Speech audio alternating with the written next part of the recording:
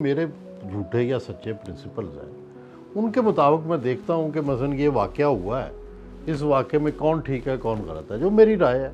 अता तारड़ साहब भी अच्छे आदमी हैं, इस जंग में उन्होंने अच्छा परफॉर्म किया है। जब नून लीग आई काफ़ी अरसा पीटीआई के फेवर में नहीं खा। तजर्बे के बाद ये होता है कि अब मैं किसी पार्टी का ना हामी हूँ ना खिलाफ, मैं मिन्नत कर लेता हूँ, माफ़ी मांग लेता हूँ। सच आपके पास है तो अब उसको एक्सप्लोर करें ना आगे।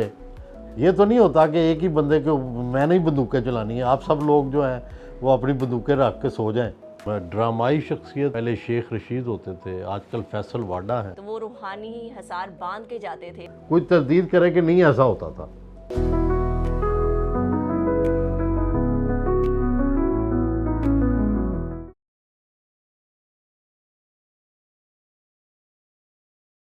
अस्सलाम वालेकुम, मैं हूँ सोबिया अशरफ, अपने डिजिटल प्लेटफॉर्म पे आपको खुशामदीद कहती हूँ। आज हमारे साथ गपशप के लिए एक ऐसी शख्सियत मौजूद है जो किसी तारुफ की मोहताज तो नहीं है, लेकिन वो वन मैन पर्सनैलिटी है। मतलब उनमें वो शो भी कर रहे हैं, होस्ट भी हैं, सहाफ़ी भी हैं, तजियाकार हैं, बल्कि मैं जितने भी अल्फाज उनके साथ जोड़ूँ वो कम होंगे। मेरे साथ मौजूद हैं सुहेल वड़ाइच साहब। अस्सलाम वालेकुम सुहेल साहब, कैसे हैं आप? ठीक ठाक हैं? Thank you. अच्छा सुहेल साहब, ये बताएं कि आप ये जो ड्रामाई अंदाज में हकीकत को बयान करते हैं, उसके बाद कोई आपको किसी सियासतदान ने नाराज़ हो के कभी आपसे ताल्लुक़ तोड़ा? नहीं, कोई ऐसी बात नहीं है। कोई तलक तोड़े भी तो हम जोड़ लेते हैं। वो कैसे? ससुरा अगर कभी किसी ने आपके साथ ताल्लुक़ तोड़ा हो, कोई आपको ऐसा वाक़या याद हो? नहीं, तलक नहीं तोड़ने देते। कोई क्या स्ट्रेटजी है आपके पास कि आप ताल्लुक़ नहीं तोड़ने देते हैं? लोगों के तो बड़े बड़े ताल्लुक़ ख़राब हो जाते हैं। नहीं, मेरे नहीं होते हुए, मैं मिन्नत कर लेता हूँ, माफ़ी मांग लेता हूँ। मिन्नत करने का आपने स्ट्रेटजी रखी हुई जी है, ज़बरदस्त। अच्छा ये बताएं कि अगर सुहेल वड़ाइच को 90 की दहाई में ले जाया जाए तो सुहेल वड़ाइच साहब अपने बारे में क्या कहेंगे? ये हम तो 90 क्या 80 की दहाई की पैदावार है। 90 में भी कुछ ना कुछ करते रहे हैं, अपनी एफर्ट करते रहे हैं। तो उस वक्त भी सहाफ़त कर रहे थे। नहीं, उस वक्त के सुहेल वड़ाइच में और अब के सुहेल वड़ाइच में क्या फ़र्क है? और वो ये अगर आपके अल्फाज में बुढ़ापा आ गया उस वक्त जवानी थी। अच्छा और क्या फ़र्क आया? शख्सियत में क्या फ़र्क आया? शख्सियत में शायद कोशिश किया कि अपनी शख्सियत को ज़्यादा से ज़्यादा ह्यूमिलिटी की तरफ, इनकिसारी की तरफ लेके जाया जाए और कोई किसी किस्म का फ़ख्र ना किया जाए, बल्कि क्योंकि एहसास ये हुआ है कि हमारी हैसियत तो राई बराबर भी नहीं है। तो उसको जितनी जितनी मैच्योरिटी आती जाती है उतना उतना एहसास होता है कि ना इल्म है, ना फ़िक्र है, ना सोच है। हम इतना बाकी दुनिया के मुकाबले में कोई हमारी हैसियत नहीं है। आप आला पाए के सहाफ़ी हैं। अभी रिसेंटली आपके साथ फ़िज़ा अली ने जो आपके साथ उसकी बातचीत हुई, जो उसने मैं तो समझता नहीं कि उसने किया। समझे कि उसने आप पे कमेंट पास किया एक सवाल के कोई जवाब बात में। कोई बात नहीं, वो नहीं था तो आपने बड़े खुले अंदाज में आप वहाँ मुस्कुराए भी और बड़ेपन का आपने मुजाहरा किया। नहीं, बड़ेपन नहीं, मैं हूँ ही कुछ नहीं। मुझे एहसास है कि मैं तो कुछ भी नहीं हूँ। तो उसने जो भी कह लिया ठीक कहा होगा, मैं तो उससे भी नीचे का हूँ। दुनिया में हर इंसान खुद इस चीज़ का जो है वो ज़िम्मेदार है कि लोग उससे कैसा रवैया रखते हैं। लोग फ़र्ज़ करें कोई एक बहुत बदतमीज़ आदमी है, फ़र्ज़ कर लें, तो अब आपने उसके साथ कैसे सलूक करना है, उससे उसका रवैया जो है वो डिटरमिन होगा। वैसे आप लोग, आपके बहुत ज़्यादा सियासतदानों के साथ इंटरेक्शन होता है, आप उनके इंटरव्यूज़ भी करते हैं। ये बताएं अब तक आपने अपनी सहाफ़त में सबसे ज़्यादा ड्रामाई सियासतदान किसको पाया? मैं ड्रामाई शख्सियत आप मीडिया के हवाले से देख लें तो हमारे यहाँ कुछ लोग हैं जो जिनकी शख्सियत में, गुफ्तगू में आवाम दिलचस्पी लेती है। वो क्योंकि न्यूज़ वर्दीनेस की बात करते हैं। पहले शेख रशीद होते थे, आजकल फैसल वाडा हैं। तो इस तरह की शख्सियात जो है वो उनके अंदर थोड़ा सा ड्रामा होता है। आपने जो अब तक के इंटरव्यूज़ किए हैं सियासतदानों के या शख्सियतों के, जो बड़ी बड़ी पर्सनैलिटीज़ होती हैं, उनमें से आपने किस शख्सियत को जो है वो ज़हनी तौर पे ज़्यादा समझदार और मैंने ज़हानत के हवाले से पाया? मेरे असल में मेरे अंदर बूढ़ी रूह है, तो मुझे बूढ़े बूढ़े लोग जो हैं वो पसंद है। वली ख़ान पसंद थे, नवाबज़ादा नसरुल्लाह ख़ान पसंद थे, मोहतरमा बेनज़ीर भुट्टो पसंद थी। तो वो तो सारे दुनिया से चले गए। कभी आपके साथ कभी किसी बड़े लीडर की नाराज़गी हुई, और अगर आपने उसको मनाया तो कैसे मनाया? नहीं, अव्वल तो मेरा ख़्याल है कि एक सहाफ़ी को ऐसा मामला ही नहीं करना चाहिए कि जिससे नाराज़गी हो, और कई दफ़ा हो जाती है किसी क्वेश्चन पे, किसी बात पे, तो आप उसको माज़रत करके अपनी गलती तस्लीम करके उसको ठीक कर लें। अगर आपको कभी किसी सियासतदान को ऑस्कर का अवार्ड देना पड़े तो उसको किस किरदार पे देंगे? नहीं, मैं सब सियासतदानों को मैं समझता हूँ कि सियासत एक बड़ा मुअज़्ज़ज़ पेशा है, बड़ा काबिल एहतराम पेशा है। मैं तो सब सियासतदानों का एहतराम करता हूँ। ऑस्कर अवार्ड तो अदाकारों को मिलता है, वो किसी अदाकार को देंगे। नहीं, आपकी नज़र में अगर आपको मौका मिले? नहीं, मैं उनको अदाकार समझता ही नहीं ना। आप उनको अदाकार नहीं? नहीं, मैं तो उनको मुआशरे के सबसे मोहतरम शख्सियत समझता हूँ, जिनको लाखों लोग वोट देते हैं। पर वोट तो हिदमत के लिए दिया जाता है, हिदमत हो रही है? फ़र्ज़ करें तो एक नोबल पेशा है, अगर उसमें वो काम नहीं कर रहे तो वो पेशा तो ख़राब नहीं हो जाता। ये बात भी आपकी ठीक है। सच बोलने की आपने कीमत चुकाई? वो बताई तो नहीं जा सकती ना। कभी दबी अल्फाज में, कीमत तो होती है। दबी अल्फाज में बताए, जिस तरह से आप नहीं, वो अपने तो सारी कानून में ज़िंदगी भुगते आए ड्रामाई हैं। अंदाज में बयान करते हैं। कभी हम ताकतवरों के जो है वो अब हम पे ताकत आजमाते हैं, और कभी मकबूल जो हैं वो हम पर ताकत आजमाते हैं। हम तो दोनों तरफ चक्की के पार्ट में हैं, जिसमें हम पिसते रहते हैं, क्योंकि जो ताकतवर होते हैं वो भी पसंद नहीं करते सच बोलना, और जो मकबूल होते हैं उनको भी उंगली उठाना भी पसंद नहीं आता। तो ये दोनों के ख़िलाफ़ ही बात करनी, सच बोलना, यही मुश्किल काम है। लेकिन उसकी डिटेल्स या उसके नाम, ये मेरी आदत नहीं है ये बताना। दबे अल्फाज में बता दें, जिस तरह अभी आपने कॉलम लिखा है इनसे इनकी लड़ाई, तो वो ये सब कुछ लिख के जो जब कर रहे हैं, हाँ। जब इसमें हर वक्त इजहार कर रहे हैं, तो फिर ज़रूरत क्या बताने की? अल्फाज भी साथ देने चाहिए ना कलम के। अल्फाज वहाँ देते हैं ना, बस अपना मौक़िफ़ उसमें, वो ये जो कुछ लिख रहे हैं ये कहाँ लिखा जा सकता है? अभी तो ऐसा लग रहा है जैसे सुहेल वड़ाइश भी बहुत ज़्यादा डरता है। मैं तो वैसे ही डरपोक हूँ, मुझे कोई ये कहने में आर नहीं है, क्योंकि ये मुआशरा बड़ा बहादुर है, मैं डरपोक हूँ।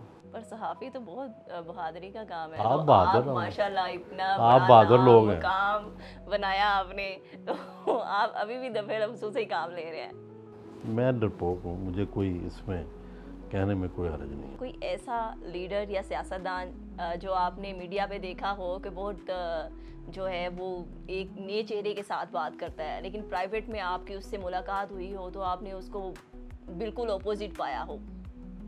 नहीं, ऐसा कोई नहीं, मेरे साथ तो कोई नहीं ऐसा मिला। सारे एक जैसे ही हैं? नहीं, मैंने कोई ऐसा किसी में डिफरेंस नहीं देखा। आपके नज़दीक अब तक सबसे दिलचस्प सियासतदान कौन है? वो तो अभी ड्रामाई में आया ना, वही दिलचस्प लोग होते हैं ना, जब इनकी शख्सियत में थोड़ा ड्रामा होता है। कोई एक नाम भी ले। वो अभी तो नाम लिए ना। वो तो आपने 2 नाम बताए हैं ना। बस इतना ही है, 2 ही हैं, ज़्यादा नहीं है पाकिस्तान मतलब में। आपके नज़दीक जो न्यूज़ वर्थी होता है वही दिलचस्प होता है? वही दिलचस्प। क्या कभी आपने सियासत में आने का सोचा?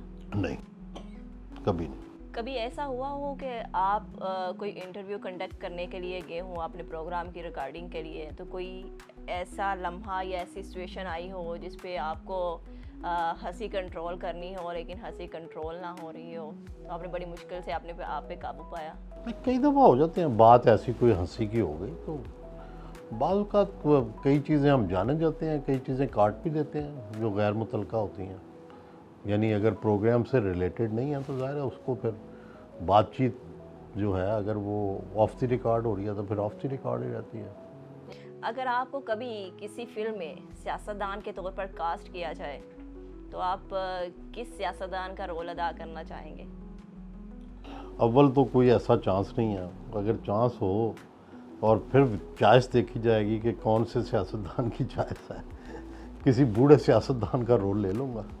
जवान का नहीं करना चाहेंगे आप? नहीं, अब जवान रही नहीं ना। क्या आपको कभी किसी सियासतदान के साथ शतरंज खेलने का मौका मिला? नहीं, लेकिन जब मैं स्टूडेंट लाइफ में शतरंज खेलता रहा हूँ कि मेरे वालिद चेस के बहुत अच्छे खिलाड़ी थे और वो तकरीबन हर रोज़ चेस खेलते थे अपने फारग टाइम में। वो ज़्यादा अच्छे प्लेयर थे, मैं तो इतना अच्छा नहीं। तो शतरंज में आपको सबसे अच्छा किरदार कौन सा लगता है जहाँ पे आपको लगता है कि यहाँ पे पहुँचने पे जो है वो खुशी महसूस होती है? मुझे तो प्यादा ही अच्छा लगता है। आप अपने आप को बड़ा वो डाउन डाउन शो कर रहे हैं, हालांकि माशाल्लाह आपका एक बड़ा नाम है, मुकाम है, लोग आपकी इतनी रिस्पेक्ट करते हैं। अच्छा, जब आप थक जाते हैं तो फिर आप क्या देखते हैं? नेटफ्लिक्स देखते हैं, पुरानी फिल्में देखते मैं हैं? किताबों का ज़रा ज़्यादा शौकीन हूँ, पढ़ने का शौकीन हूँ, या सोशल मीडिया या जो भी लेटेस्ट न्यूज़ होती है उससे आगाह रहता हूँ, लेकिन ज़्यादा किताबें हैं। अच्छा, अगर पाकिस्तानी सियासत के हवाले से एक लाइटर नोट क्वेश्चन है कि अगर बिग बॉस या रियलिटी शो होता सियासतदानों का तो सबसे पहले बाहर कौन जाता? तो मैंने वो कोई ना देखे हैं बिग बॉस या रियलिटी शो, मैंने ज़्यादा नहीं देखे, मुझे नहीं पता कुछ कि उसके में कैसे कौन जाता। उसमें ये होता है, उसमें ना परफॉर्मेंस की बुनियाद पे होता है बिग बॉस और रियलिटी शो में। तो मतलब जिसने परफॉर्म सही ना किया किसी उसमें ना गेम में तो उसको बाहर निकाल दिया जाता है। कौन निकालता? Big boss.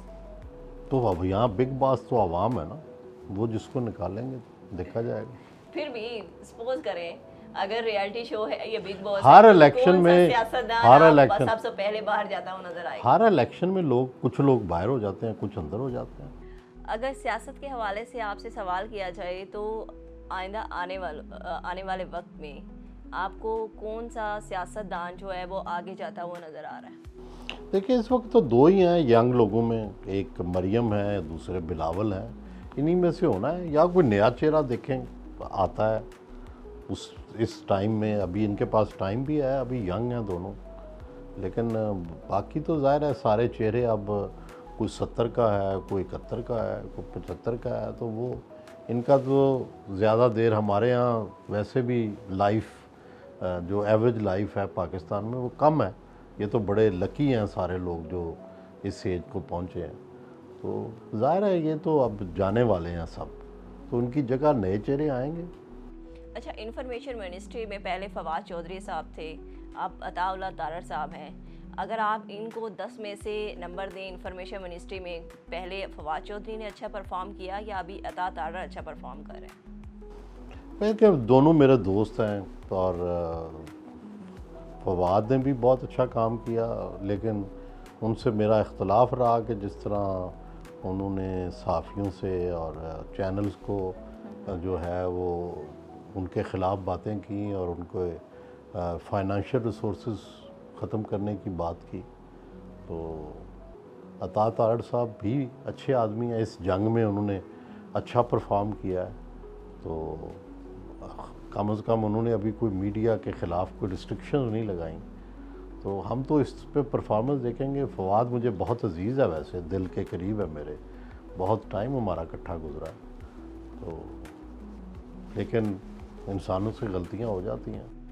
यानी आप कहना चाह रहे हैं अता तारड़ अच्छा परफॉर्म कर रहे हैं? नहीं, अभी तक अच्छा परफॉर्म कर रहा है, अभी तो उसका जायज़ा लेना है ना आखिर में। 10 अभी में तो से वो अगर है, आप उनको नंबर दें तो नहीं कितने? नंबर नहीं ऐसे दिए जा सकते। अब तक की परफॉर्मेंस के नहीं, दें। अभी तो कह दिया ना कि जंग में अच्छे हैं। जंग में अच्छा किया। सही है। क्या आप समझते हैं कि पाकिस्तान में वोट से कभी तब्दीली आ सकती है? हमेशा आई है। भुट्टो कैसे आया था? वोट से आया था। नवाज शरीफ कैसे आया था? इमरान खान कैसे आया था? सब तब वोट से ही आए हैं, कैसे आए हैं? तारीख तो बताती है कि सब स्क्रिप्टेड था। नहीं, आपका ख्याल है यहाँ हर चीज़ को ओवर जो है एस्टिमेट और ओवर कर दिया जाता है। कुछ इसमें हकीकत होगी, लेकिन ये क्या भुट्टो पॉपुलर नहीं था?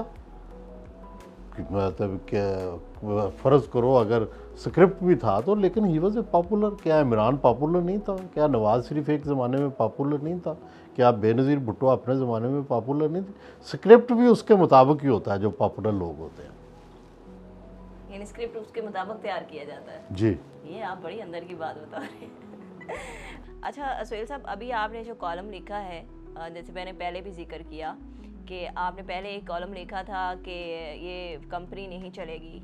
अब जो है आपने तब भी वो पीटीआई के हवाले से ही था, अब जो है वो उसमें एक किरदार तब्दील हो गया है और अब भी वो नहीं, पीटीआई के आपको हवाले से ही नहीं, है। नहीं, पहले तो आइन से लड़ाई। पहले तो आप अपने फैक्ट्स ठीक करें।